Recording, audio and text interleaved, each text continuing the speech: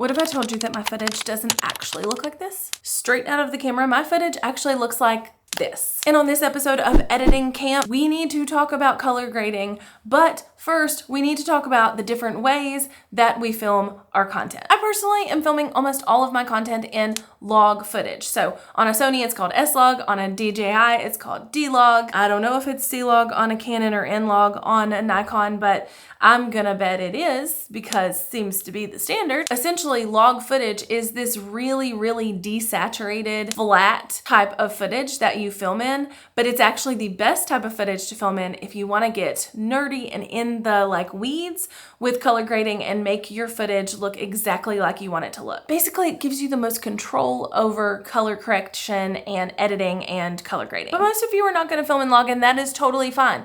But the footage coming straight out of your camera still needs some color grading to get it to look the way you want it to look. So if I was filming this piece of content in just regular color, not log footage, but regular color that still needs to be color graded, it would look like this, which is still not this. If you're shooting in log, you're gonna need to get your footage to kind of this point before we move on to actual color grading and kind of adding creative looks. But however the footage comes out of your camera, you do not have to leave it that way. You can actually change the way it looks with the click of a button with things called LUTs. If you've used Lightroom presets where you literally just click a button and it applies all of these editing features to a photo, this is exactly the same but in video. So you can buy or download someone else's LUTs to get a similar look that you're wanting to get, or you can play around in the color panels of whatever software you're using or use filters in things like CapCut to get the look just a little bit different than it would be straight out of the camera to give it a little bit more of a pop and make it stand out against everybody else's content. Okay, that's all for now, but come back for more episodes of Editing Camp because I've got a lot more to show you.